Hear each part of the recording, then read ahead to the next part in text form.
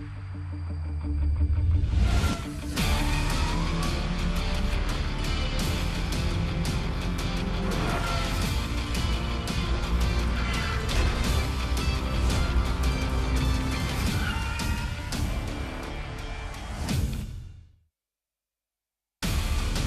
morning, welcome to New York City and round 12 of the ABB FIA Formula E World Championship. It is another day of racing in the Big Apple. Thank you very much for joining us this morning. Third practice about to get underway, and we are going to have half an hour of running before qualifying later this morning, and then the second race of the weekend later on this afternoon under the watchful eye of Lady Liberty. This is where we are in the championship season. A race to come here, and then we've just got 4 to go. Doubleheader in London, doubleheader in South Korea. Nick Cassidy taking the victory yesterday. The 4th win for a New Zealander so far this season, after Mitch Evans picking up 3. And we will see what happens in the remainder of the event today, because yesterday was quite eventful. I think it's fair to say we'll be talking about that in a bit. And I'm sure if you haven't seen what happened yesterday, head over to the Formula E YouTube page and you can check it out, because that man, Nick Cassidy, ended up winning after a red flag was flown. He actually crashed out from the lead of the race, aquaplaned off, but so did basically everybody else behind him. And the Envision team have been working all night, as many of the teams have, in order to get that car ready. Lucas Di Grassi was in the barriers as well, but he still ended up finishing in 2nd position for only his 2nd podium finish of the season. That'll be big encouragement for the Brazilian driver. Neither of those two, though, are in title contention. It's the top 4 that are separated by 18 points after Eduardo Mortara was given a penalty yesterday that dropped him from 5th down to 9th. So therefore, his advantage over Van Dorn is just 5 points, and it's 18 points separating the top 4. So big let-off, I suppose, for Jean-Eric Vergne and Mitch Evans after they failed to score points yesterday. Robin Freitz is there in 5th, Di Grassi jumping up into 6th position, and Jake Dennis there in 12th spot ahead of Sam Bird. Buemi picked up a big haul of points with his best result of the season with a 5th place finish yesterday. Still no points for the Dragon Penske Autosport pair, and as a result they're at the bottom of the team's championship. Rocket Venturi up at the top ahead of Mercedes EQ, but only 12 points ahead. DS Techeetah are there in 3rd place after they failed to score any points yesterday. Jaguar only picked up a couple with Sam Bird's 7th place finish. My name is Jack Nichols. Dario Franchitti is alongside me for this eventful Brooklyn circuit. Yeah, it's normally eventful. It was extra eventful yesterday. 2.3 kilometers. It's damp at the moment. Wide braking zone into turn 1, and that's more about positioning on the exit for 2, 3, 4, 5. Long straight up to turn 6, where we saw all the action in yesterday's race. A good overtaking opportunity. 90-degree left and a hairpin right. Braking for turn 9, new surface in the middle of that corner. Hairpin in turn 10, very tight attack mode activation zone on the outside. 90-degree right, turn 11. Flowing chicane 12, 13, and then turn 14. It claimed a couple of victims yesterday. Such a fast corner, maximum commitment, no room for error, and that is a lap of New York City. Absolutely. So the cars will be heading out onto it fairly shortly. Damp track out there after some overnight rain. Track temperature is 25 degrees, air temperature is at 23 degrees. Very humid this morning, very sweaty and sticky. Already. Yeah, and there is Eduardo Mortara, championship leader, but he basically got penalised yesterday for speeding under the full course yellow after he had crashed, from what we can work out. It seems like he went off at turn 6 and then was speeding under full course yellow between turns 7 and 9. So when he kind of recovered and got going again, obviously maybe didn't even realise there was a full course yellow, because he was too busy having a crash when Scott Elkins called it. And potentially the fact that it was so wet that he couldn't actually see anything, and yeah. he was... Yeah, you never think sometimes it may be just a little bit over-officiating. There's Nick Cassidy, the race winner yesterday. The team were there till almost midnight last night, rebuilding the car, and then had a 5:30 scrutineering slot this morning, so a bit of a tough one for them. All of these cars rebuilt by the team. I think Van Dorn's, I don't know if Van Dorn's is a new tub, but they were certainly wiring a new tub Mercedes yesterday when I was leaving the track. And you can see Van Dorn setting the mirrors. That's obviously the sign of a new car as well. He's setting the mirrors, making sure those hand motions he wants to be able to see get the mirror in exactly the right spot, working with the mechanics to do that. You see how damp the circuit is. What's the situation with Envision, with Cassidy's car and penalties for changing gearbox, pretty much changing everything, but changing those parts that you're not normally allowed to change? Well, I did not ask the investigative journalist that I am, but I had quite a big chat with Mike Lugg this morning, the chief engineer or chief technical officer or technical engineer, I can't remember his exact title, and he never mentioned it. So he wasn't like, oh yeah, of course, you know, we got this to look out for today. But I will endeavour to find out. You can see how damp the track is, but only a bit damp. It's kind of maybe in that kind of greasy phase. It's in that stage that you're not going to learn a lot for a dry race this afternoon, if it is actually going to be dry. And the fact that you've done a whole day's running yesterday, some of the guys will be using this as a shakedown. I wouldn't be surprised to see a couple of the cars come straight back into the pits, just make sure the steering's straight, make sure everything's tight, give the car a quick spanner check, because as you say, the teams are working late into the night. I walked past this, I can only describe it as a skip full of carbon fibre. Oh, out the back of the spares garage. Yeah, and I mean, I've done a lot of damage in my time, but that was... To the steering wheel quite down to the left. Copy. Steering wheel down to the left. Ooh, that would drive me nuts. I'd have to come in and fix that. That means that when he's on the straight, the steering is not straight across 90 degrees instead of 9 to 3 if you look at it as a clock, and that the driver takes a lot of reference from that when they're driving. There's Oliver Askew, who had a difficult day yesterday in qualifying, ended up finishing the race in 19th position as well. And the Andretti driver making his way around the dock loop and the back end sliding around a little bit as he now comes down towards turn 6. Onto the brakes. Robin Freit's up ahead of him. Askew comes into the left and then the right. Fairly steady in these early stages. You hear the wheels spinning up. And I thought you were going to say earlier that Mortara actually got caught speeding when he was sliding towards the wall, because it almost looked like they sped up yesterday when everybody hit that wall of water going into turn 6. I mean, I've seen a lot of stuff over the years in racing. I don't think I've ever seen a rainstorm quite as savage as that. No, absolutely. And I've not seen... I'm trying to think if I've seen a race winner that was involved in the red flag crash and then the countback. I've definitely seen it. I can't remember where. No, exactly. But I've definitely seen it. I'm trying to think if I've actually been it. But I'm not sure on that one. You know, there was definitely some that felt they were hard done by yesterday. It's like, how can the driver winning the race have crashed and still win the race and everything? Did people think that? Were there a few? There was, well, funny enough, there was one or two, yes. Really? And I get it, because maybe it needs reviewed. It's always been that way, that with a red flag, it goes back to the lap before.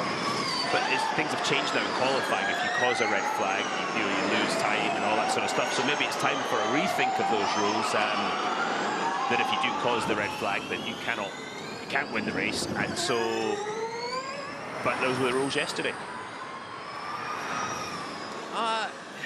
Yeah, it's interesting. There's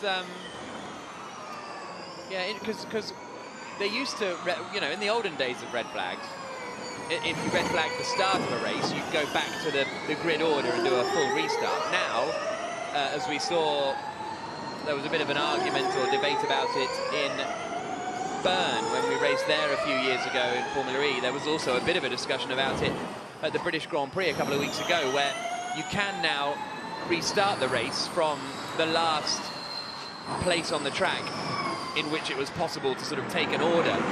So I wonder if you can do that a bit more now, especially with the updating of timing systems and all of that kind of stuff. That was, you know, also part of the other reason that rule exists. So yeah, you wonder if they can change the rules to, hey, Buemi snatching the rears.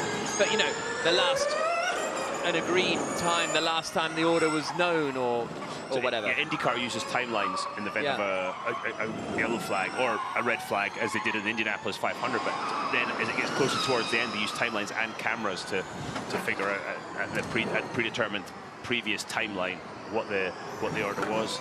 But yeah, it's all food for thought. I think I thought yesterday was a very fair result, honestly, to be honest. Yeah, I kind of did. Those first three were the first three to sort of come upon this deluge of this wall of water. And yeah, there was it wasn't that they were uber aggressive and tried to take advantage. They basically hit it completely out of control. Robin Freins was really quick on his feet. Yeah, saw it and backed off, but that's because he saw the three guys in front of him exit stage right at a high speed. And I think that if it had just been Cassidy who went off, and that brought out the red flag, and then Cassidy won, okay, that's a bit of an odd one. But when it was Cassidy, de Grassi, Van Dorn, Buemi, Verline, every single one of those, then it's like, nah, it's fine, in my opinion. Buemi then, here, got a 5th place yesterday, had good pace early on in the race. As the race progressed, he kind of dropped away from real contention for the win, but hugely encouraging day for Nissan yesterday. Yeah, it really was good to see. And Nissan have been good here in the past. Historically, it's been a good track for them. Thank you, Al McNish, for that stat. You know, they have. It's somewhere that suits them, suits the way they set the car up, and yeah, hopefully we get more of that today. You saw Antonio Giovinazzi. They would need a good day for the Dragon guys. Both, I mean, Sergio Setti Camera didn't actually take the start in the race.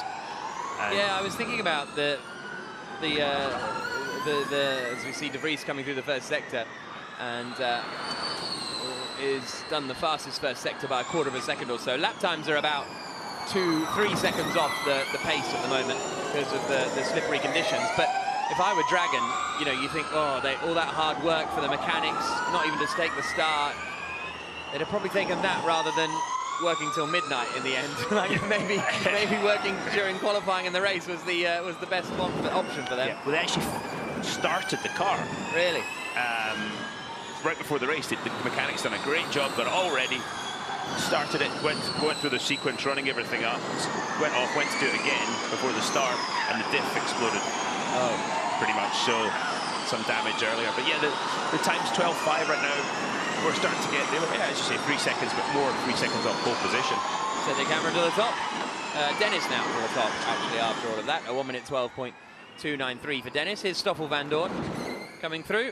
2nd place in the championship, 5 points away from Eduardo Mortara now. So very, very tight as we go on board with Van Dorn for a driver's eye lap. Let's see what the conditions are like. I love this camera angle right next to the driver's eye, funnily enough. Braking for turn 1. So late he turns in there. That's more about positioning the car for this next part. So you get the power down out of 2. It's going to be very careful on the throttle here. Still slippery. Third 3, 4. Back to the throttle in 5. Got to get off there well, because look at the length of the straight down to the heavy braking zone of Ian James. And you hear the car touching the ground, but again, not braking to the maximum capabilities of the car there. Put the power down very well out of turn 7. And look, he's trying to look at the line he takes to get straight for braking for 9. Watch it snap him over, steer on the exit. Very minimal there, actually. Mercedes is handling well. All the lock you can get in, hands off the wheel to get round. Actually, didn't really take his hands off the wheel too much. Dealing with the bumps in turn 11. This is when it gets really quick now, through 12-13. Flowing the speed right and left. Back to throttle. Now look how close he's going to get to the wall through 14. Still not fully up to speed because of track conditions. Crosses the finish line. And that's a lap of the circuit. Now, I was talking to some of the drivers this morning. They were saying with 14, the problem is you have to get close to the wall. If you get too close, obviously you hit it like Sergio Setti Camera. But if you miss it, if you miss that inside line by 4 or 5 inches, forget it. There's no grip when you crash anyway. So it's a real tightrope through there. Thomas Chevauchet in the DS Techeetah garage. Eduardo Mortara back in the garage as well. Robin Freins now coming into the pit lane. De Grassi has only done an install lap and come back into the pits. Mortara, similarly, has only done a couple of laps and come back into the pits. So what's going on with... I wonder if that is what we talked about. It's just the conditions there. They're like, yeah, we've got information. This is not going to help us. It's just going to confuse us. So, or they've got an issue. But yeah, keep the tyres fresh for quali. They're in a hurry though. Yeah, looks like the engine cover's coming off, isn't it?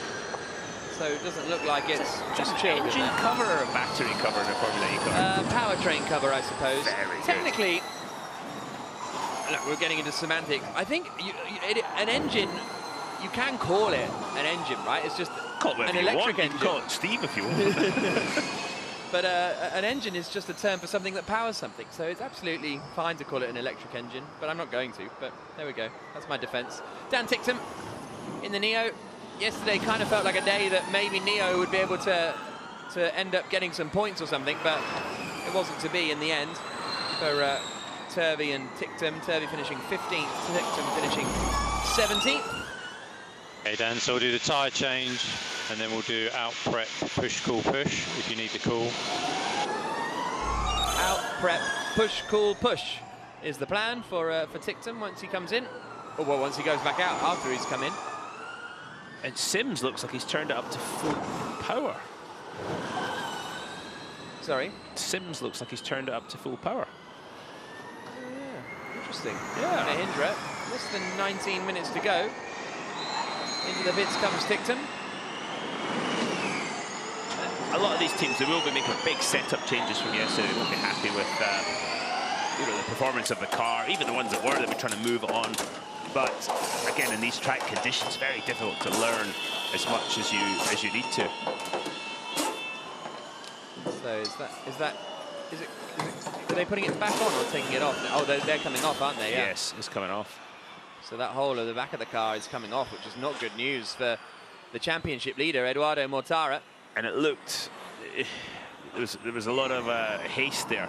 Not panic, because racing teams don't panic, but there's a lot of haste. Here is Sims, as mentioned previously, full power, 0.8 of a second away from Da Costa after the middle sector, and Sims ended up finishing 14th yesterday, was running fairly well in the top 6, but then ended up dropping away in the mid part of the race, quite dramatically actually, so I haven't actually managed to speak to him yet this morning to find out what happened, but... He just said no race pace. Ah, okay. Yeah.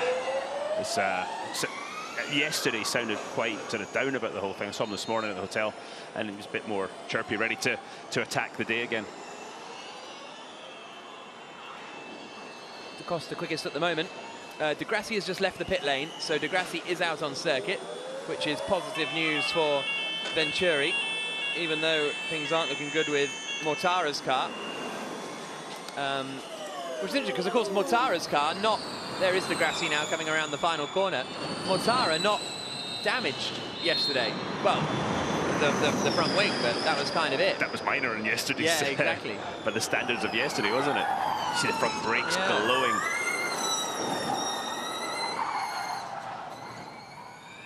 Through the dock loop. There's still damp patches, but you can see the cars are getting really, almost, apart from that spot right there, they're finding a lot of grip out there now. Pascal Wehrlein to P1, 10.7. Yep, so still over a second away. It's pretty much I think we got a high 8, didn't we, yesterday? So still 2 seconds away from the ultimate pace that we saw yesterday. But that was at qualifying power. Yeah. Grassi into 9. Into the Manhattan hairpin at 10.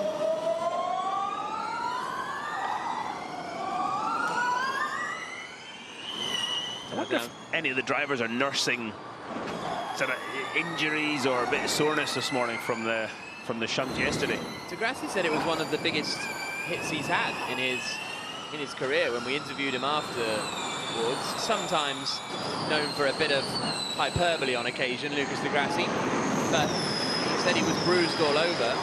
So hopefully he's doing all right this morning. I mean, it wasn't a small shot. I'll give him that, but. You know, when you see that one shot from turn 7 when they cross the, they hit into the Tech Pro barrier. So, reminded me of Dino Morelli at the Nürburgring in F3000 when just fired straight on down at turn 1. That was monstrous. Yeah. I think he broke his legs in that shot, didn't he? Stuck throttle or something, I think. Yeah, I have to say yesterday, after all was said and done, it was like, when you see the size of the accident, thank goodness everybody was in one piece on that one. Wow. Nick de Vries getting really close to the wall in 9th. Buemi's got to the top of the times on a full power 250 lap. De Vries through the middle sector, though, is 6/10 up on Buemi's time. He's got Oliver Askew ahead of him as they come into the chicane. I loved watching them come through the chicane yesterday in the race. They're really sliding and pushing. It was tremendous stuff. And here he comes. Oh, that was it, yeah. He mistimed it, didn't he? He got a little bit offline and lost the rhythm there and almost lost the car too. 109.5, business is picking up, track's getting grip, and it's drying out. Yeah, those early laps when the cars were low tyre pressures yesterday through the chicane. It wasn't all flowing, was it? As we see Stoffel van Dorn up to turn 9, him hit the ground as they hear the car hit the ground as they swap surfaces. It's quite a big step from the old surface to the new. 1/10 of a second down after sector 1. What's he got after sector 2? 3/10 down on De Vries. If he has a neat and tidy final corner, he might well gain a couple of those tenths back on his teammate. Used a lot of curb through the first part of the chicane. Much more neat and tidy, and he comes across the line and he goes second fastest, quarter of a second away from De Vries. So quicker than De Vries in the final sector, but slower in the first two. Here's Antonio Jean-Eric Verne now into the final corner at Clinton Wharf, out across the line, and Verne is starting a lap now. So let's see what he's got down into turn 1.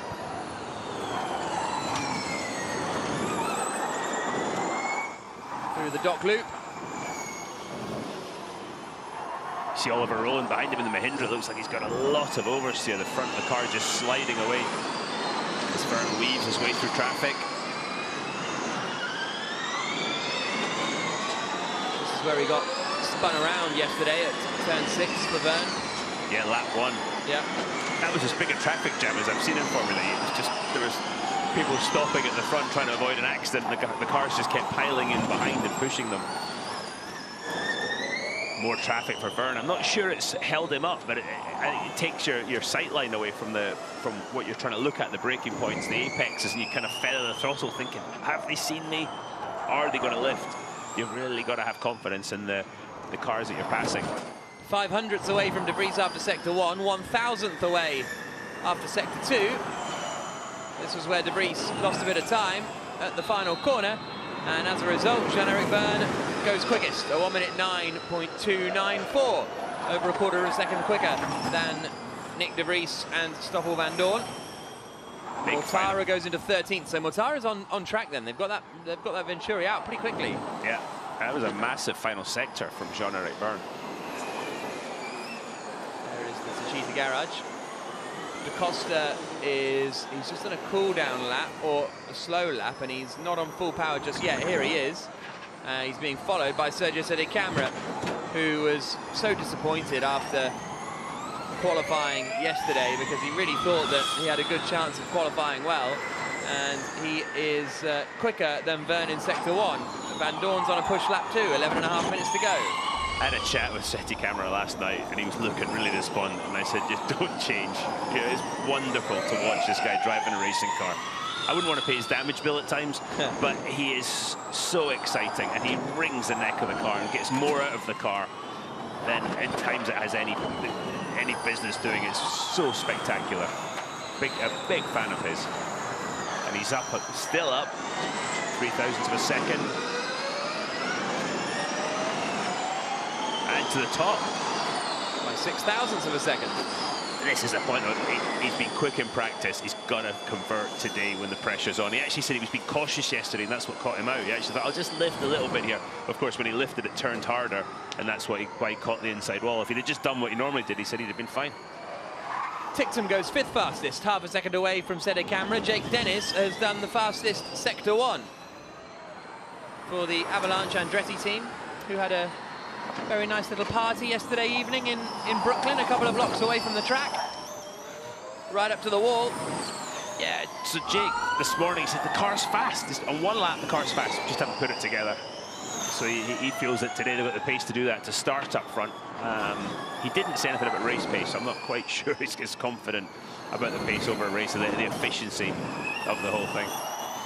Over 1/10 of a second up here, Jake Dennis. On Sede Camera's time, he's got De Vries up ahead of him. And he goes fastest 1 minute 9.160. Just over a tenth up on Roger Griffiths, on Sergio Sede Camera.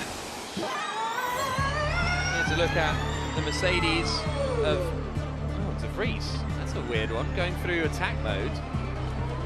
Yeah, don't know what to tell you on that one. That's very odd. I wonder if it was, he didn't arm it or something. Who knows? Who knows on that one? See Lauter coming through, 12 and 13. Mitch Evans behind him. Bit of a nothing race for Lottery yesterday after missing qualifying, or not getting a lap in qualifying, and therefore starting down, I think, in 16th or 17th on the grid. Yeah, they missed the time slot, didn't they? They missed time, as Jake Dennis with Andretti did as well. And the checkered flag came out before Andre Lauter could do a lap. Pascal Verlaine really close to the wall in 14. Hit by Sebastian Buemi yesterday, 500ths slower than Jake Dennis on this lap. Less than 9 minutes to go. Da Costa is on a push lap. Freitz has just done the fastest first sector of anybody. The circuit looks a lot cleaner this morning. Yeah. Like, massively. Yeah, this time yesterday there was dust clouds and everything. This looks a lot better, which I think will mean overtaking will be not easier, but you'll be more tempted as a driver to go offline to attempt an overtaking maneuver today. Well, it was strange yesterday, wasn't it? Because we were just getting into the kind of business end when the rain came. We were just getting to see what everybody had in those final 10 minutes, as Freitz now goes to the top of the times, 6 thousandths quicker than Dennis. The top four all covered by less than a tenth of a second. Yeah, absolutely right. Everybody's doing that, sort of setting the stage for the end, putting themselves in position energy-wise and everything to attack. Wow, speaking of attacking, you see Robin, he kind of half took the curb and it knocked him off. He either avoid it or go right up on the curb. Again, it's so easy to say sitting here in the nice air-conditioned commentary booth. Oh, the brakes are too hot on the front. We need to put something off. When he says put something off, he's talking about blanking on the brake cooling vents there. To take some of the tape off them, and that'll allow more air in. But you've got to manage the temperature. You don't want them to go too cold, because then when you press the pedal with a carbon disc, nothing happens until it gets into its operating temperature. Verlaine's got a nice clean lap here. Nice clean track for a full power lap. Through the dock loop. You heard it play with the throttle through turn 2, just trying to keep the momentum up. Through the first sector comes the Porsche man. And he is the 10th down on Robin Freitz, and he's straight on at turn 6. That'll cost him a good chunk of time, the shot from into turn 6, it shows you how low the tub is to the car, where the driver's sitting. The gap between the tub and the road is a good demonstration of how close it is. When they hit that wall of water, that huge puddle yesterday, basically this turned into a surfboard. The car turned into a surfboard and slid across that. And that's one of the reasons the drivers just completely lost control. Verlaine through the middle sector, and I think he's backed off 2.2 seconds away. This is what happened down at turn 6. Yeah. Exit stage right.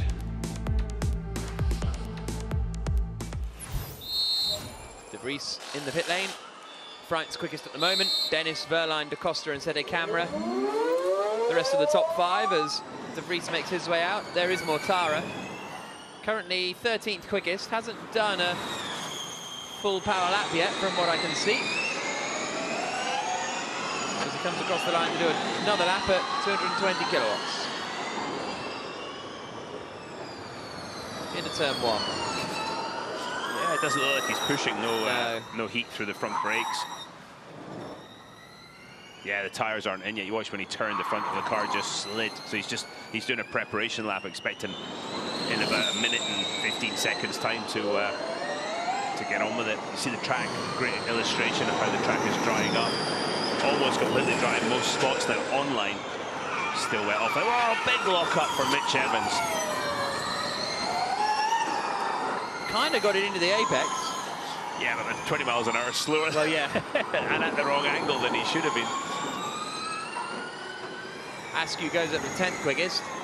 Evans through sector 1. How much did that error cost him? half a second or so.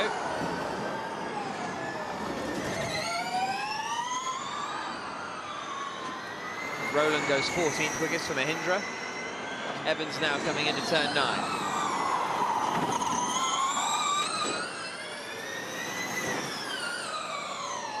Down the Manhattan hairpin. Middle sector split coming up now. His teammate Sam Bird keeping out the way. Different helmet today for Sam Bird. He's got a white one and a black one.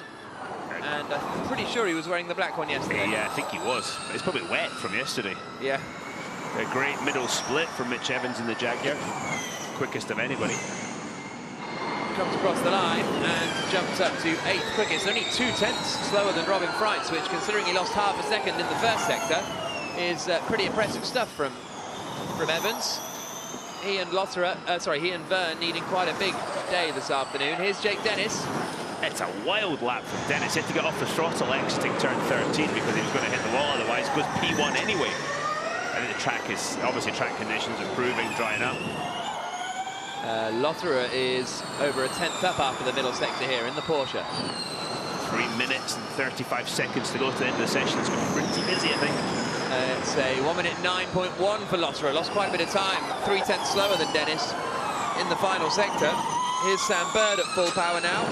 Out-qualified his teammate Mitch Evans for the second time this season yesterday. And his first sector is very, very quick indeed. 3/10 up. He's still 3/10 up on Dennis after sector 2. Cassidy's done a decent sector 1. Degrassi's done a decent sector 1. So some lap times coming in here. Yeah, Sam Bird looked really good through turns 11, 12 and 13. Maybe slightly wide over 14, but I think it's going to be a good lap. Quickest. Wow, 2.5 tenths. 1 minute 8.745 for Sam Bird. Cassidy's a couple of tenths down on that. 2/3 of the way around the lap. Here he comes now into Clinton Wharf, the final corner. Oh, and you heard it, didn't you? Yeah. You heard the tyres screeching. Thought maybe he'd ended up offline, got away with it, and goes 6th quickest in the end, Nick Cassidy.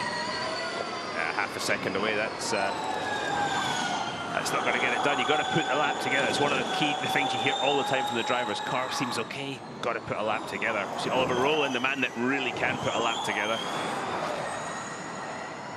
This lap so far is a 1/4 of a second away, so could still get up into the top 5 here, Rowland. 5th for the Mahindra. 4/10 drift of Sam Bird. 2 minutes to go. Here's Robin Freitz pushing again, but he's 7/10 down after the middle sector, so made a big mistake in sector 1, Robin Freitz. Rowland and Lotterer have done exactly the same time down to the 1,000th. I don't know why that still surprises me, but yeah. It definitely catches the eye. Roland in 5th, Verline 6th, Cassidy 7th, DaCosta 8th, Sete Cameron 9th, Vern 10th. You hear that odd noise when like he lifts chirp, off the throttle. Yeah, it's like a vibration. Yeah, very odd with the Audi powertrain in the Envision car. Right, Mortara through sector 1, championship leader, almost 4/10 away from Sam Bird, but Sam Bird's sector 1 was pretty big. Yes, it was. No one else has really got close to it. Well, yeah, no one else has really got close to it. As Mortara comes into turn 9. Yeah, a bit of understeer coming off of 9 for Mortara, so he wasn't able to get to the throttle as quickly as we'd like. Let's see what this middle sector looks like. 7/10 away. Yeah, it's not good. DaCosta's just over a 10th away, so he's got a shot at the top 3 here, Antonio Felix DaCosta. Sam Bird's just done another very quick first sector, quicker than he managed previously. I think Sam Bird's found a shortcut in the first sector. Yeah. DaCosta comes through, Mortara goes 14th, and DaCosta goes 2nd. Yeah, Bird lost a bit of time in the second sector there. Cassidy's done a decent first sector. Yeah, first driver to go quicker than Sam Bird in sector 1. Bird is only 200ths away from his previous best. He too sliding, and I think he had to fully get out of that one, didn't he? Here he comes across the line, Bird. He did. And yeah, 1.2 seconds he lost. That's one of those ones when the leg's shaking with the adrenaline hit of almost hitting the wall. Especially after he crashed yesterday. Got a yellow at turn 6. Last year, I should say, at that final corner, Sam Bird. Yeah, he did, necessitating a car change. Cassidy goes second and takes the checkered flag. Yesterday's race winner. With a new car. It's a brand new car this morning, so phenomenal job from the Envision team to build that car up and be second quickest. That just shows, I think, the level of skill of the mechanics in the pit lane here. Checkered flag is out. A few more laps coming in. Jean-Eric Verne, 12th, 9/10 away. Interesting session that. Bird at the top of the times, and that's going to give him a lot of confidence going into qualifying. We're not expecting any more rain. That's what today. we said yesterday. I know, I'm just saying. Apparently, I don't know if this is true, this is what an engineer said. You never believe engineers. No, exactly, but they were saying because it's the humidity, and actually I remember it being similar when I was in Miami a few months ago, where the humidity just makes rain just like pop up. It builds the clouds up, cumulonimbus clouds. Yeah. I did this when I did my pilot's license. Yeah. Oh, really? Yeah. Because normally in Europe, you see weather coming across, you follow the radar, the rain's coming here, and it just moves. Here it just like appears. Yeah, you get these pop-up storms, yeah. Yeah. So, Bird still thinks he's got another 3/10 in Sector 1, allegedly. He has found a shortcut. Yeah. He's doing the old track where it was just a hairpin right-hander. So very good news for the Jaguar team, looking very strong out there. Ends the session quickest, just under a 10th quicker than Nick Cassidy. De Grassi 3rd, Da Costa 4th, Dennis 5th. Mortara, I think, is Mortara and Van Dorn 13th and 14th. Okay, it's only free practice, but still not a huge amount of pace. Yeah, you don't know what plan they were on, and you've got to. It's that old story, isn't it? You've got to do it when it counts. Absolutely. We saw Mortara running at full power at the end there. We didn't see his whole lap, so maybe there were errors around as Askew and Ticton come down into the first corner. Much better start for Roland. It was, broadly speaking, much better starting on the left-hand side of the grid as we're looking at it. Driver's right yesterday, which is obviously to be expected, but sometimes in Formula E you think one side is going to be cleaner, but it ends up not really making too much difference, whereas it really did yesterday. Well, let's hear from Jerome D'Ambrosio, shall we? The team principal at Venturi.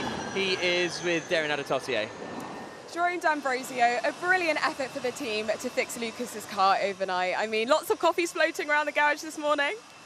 Well, actually, it wasn't. The guys did a fantastic job, and they were done by a bit before midnight, so it wasn't that bad. Obviously, the fact that the race here is very early helped them. But yeah, I mean, it's not easy. It's a double header, but it's part of Formula E, and they're prepared for that. A very heroic effort indeed. And of course, yesterday, a fantastic result for Lucas, an Edo P5, but then we had the penalty. What happened there? Down to P9. Did he know that it was a full course yellow? I mean, you know, at the end of the race, I think it was pretty hectic, and you know, there was pretty chaotic, we can say, after the big incident, and yeah, I mean, it's behind. It's unfortunate, bit of a misunderstanding there, but you know, it's part of racing. Today's another day, and we're going to try to maximize today. But overall, even with the penalty, yesterday was a good day. You know, second with Lucas and ninth with Edo, some good points, some important points.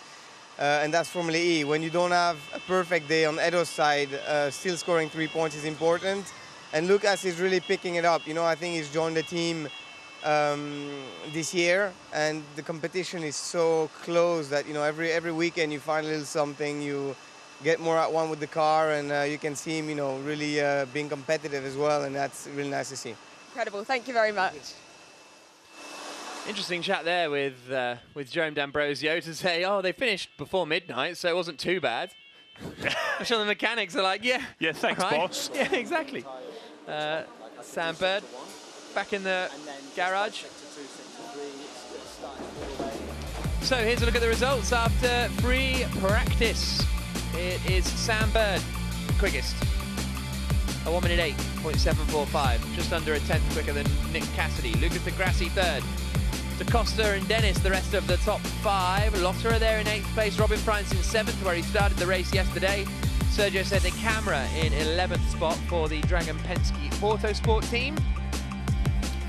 Jean-Eric Verne, 12th quickest. The two, well, that's first, second, and third in the championship there, isn't it? Verne, Van Dorn, and Mortara down in 12th, 13th, and 14th, with Mitch Evans in 6th position. But we've still got a long way to go, including, of course, the iconic Formula E qualifying, which we will be getting underway within just over an hour, which is going to be really, really interesting. And that fight for the pole position is going to be on. Could be crucial. So, Cassidy and Buemi.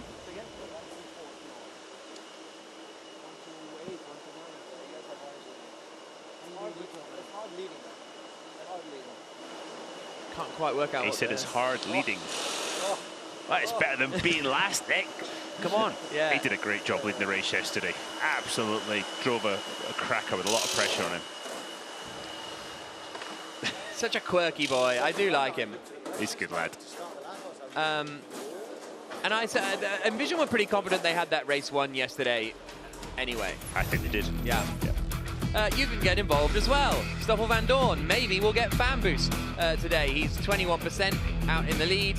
You can vote online at fiaformulae.com/fanboost or scan the QR code on the right-hand side, and 1 vote per day. It'll give the driver a 5-second power boost in the second half of the race. Van Dorn, Da Costa, Mortara, De Grassi, and Verne, the 5 drivers who have it so far. Jake Dennis, 17th at the moment in the fan boost vote. Both Venturis in the top 5 at the moment.